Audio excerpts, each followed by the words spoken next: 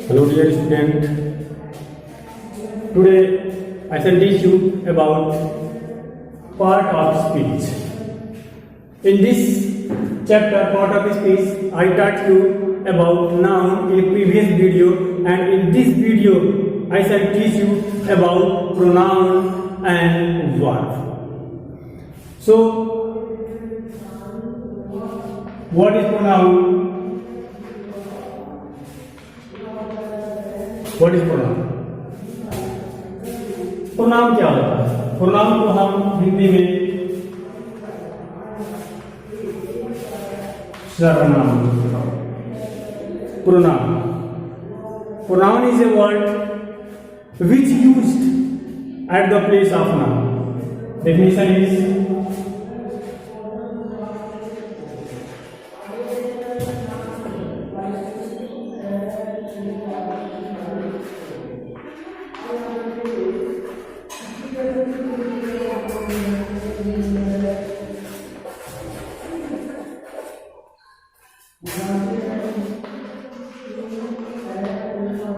ये डिफिनेशन है प्रोनाउन का।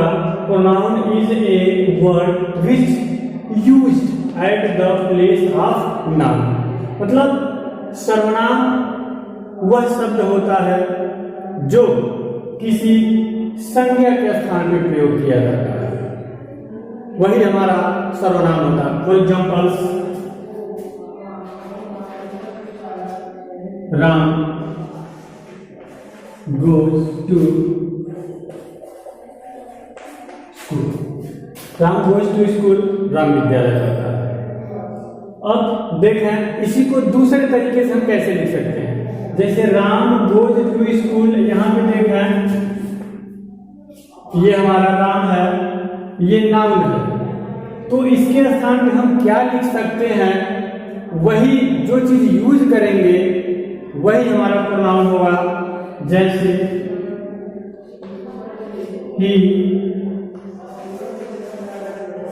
goes to school। जैसे राम है, सिंगुलर नंबर है ये, तो इसके स्थान पर हम ही लिख सकते हैं goes to school। बाकी वही है, बस राम के स्थान पे आ गया है ही। राम स्कूल जाता है, कौन स्कूल जाता है? राम। अब इसके स्थान पे हम फिर राम न लिख करके ही लिख दिए हैं, तो ये हमारा प्रोनाउन हो गया। क्योंकि डिफिनेशन इसका यही है कि संज्ञा के स्थान पे जो शब्द प्रयोग किए जाते हैं वही सर्वनाम होता है। तो संज्ञा हमारा नाउन है, इसके स्थान पे हमने ही लगा दिया, तो यही हमारा प्रोनाउन हो गया। तो ये प्रोनाउन है। बहुत से प्रोनाउन होते हैं, सबको अलग अलग बताया जाएगा, लेकिन जो हमारे सिलेबस में है बस इतना ही है कि प्रोनाउन क्या होता है इसके बारे में बताया जाए। तो ये हो गया प्रोनाउन। बहुत से प्रोनाउन जैसे he, she, it, they, we, this, that, etc। अब देखते हैं व्हाट इज वर्ब। क्रिया क्या होता है? Verb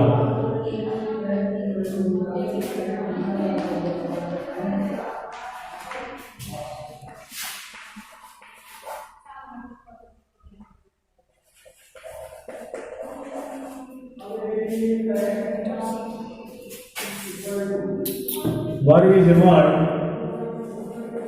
which tells something about person or thing। Definition हमारा verb is a word which tells something about person और थिंग। मतलब किसी व्यक्ति वस्तु के बारे में जो कुछ भी करने के लिए कहा जाता है, जो भी उसमें कार्य होता है वही हमारा क्रिया होता है। तो जैसे एग्जाम्पल यहाँ पे देख लेते हैं हम, राम प्लेस क्रिकेट।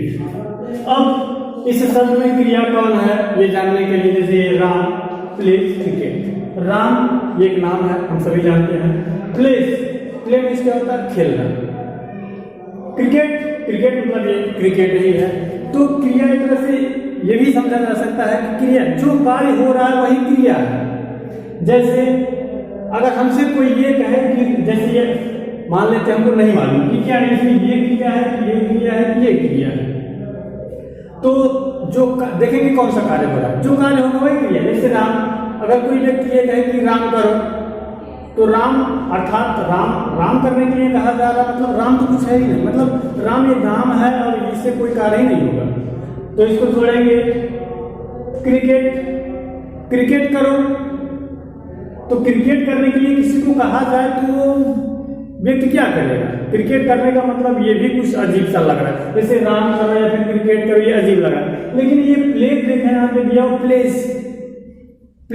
मतलब खेलना, यानी कि खेलो, ऐसे क्लियर हो जा रहा है कि खेलने के लिए कहा जा रहा है। जबकि जो अदर वर्ड्स हैं राम एंड क्रिकेट, ये कार्य नहीं बतला रहे हैं कि कौन सा कार्य करना है, लेकिन यहाँ पे क्लियर हो जा रहा है हमारा कि कार्य कौन सा करना है, यानी कि प्ले में खेलना, खेलने का कार्य। तो यही हमारा वर्ब है। दूसरा, Mohan goes to school, Mohan goes to school. अब इसमें भी नहीं पता है कि ये क्रिया है कि ये क्रिया है कि ये क्रिया है कि ये क्रिया है, वही चीज वही फार्मूला। जैसे अगर कोई ये कहे कि मोहन करो मतलब ये नाम है, तो मोहन क्या करना है, इससे कोई कार्य ही नहीं हुआ। स्कूल हुआ, स्कूल करो, स्कूल करने का मतलब भी कुछ क्लियर नहीं हो रहा कि करना क्या है। टू ये तो वैसे ही है, क्या चीज है ये बताया जाएगा, वैसे है ये प्रीपोजिशन, बाद में बताया जाएगा इसी पार्ट ऑफ स्पीच में, इसके बारे में भी पढ़ेंगे। गो मतलब जाना। अब कोई ये कहे जाओ, इसका मतलब क्लियर है, ये स्पष्ट है कि क्या कहा जा रहा है। कोई ये कहे जाओ मतलब जाओ, जाने के लिए कहा जा रहा है, तो यहाँ पे ये क्रिया हुआ।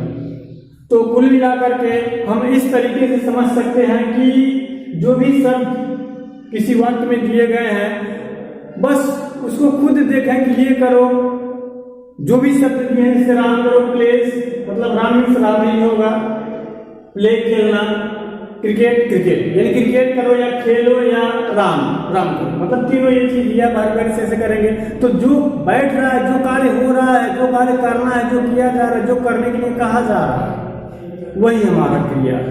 तो ये रहा हमारा वर्ब। इस तरीके से हम लोगों ने पार्ट ऑफ स्पीच में आज प्रोनाउन और वर्ब पढ़ा, और बाकी जो पार्ट ऑफ स्पीच के अन्य जो शब्द हैं, जैसे adjective, adverb, conjunction, preposition, interjection, ये सारा चीज हम अगले वीडियो में बताएंगे।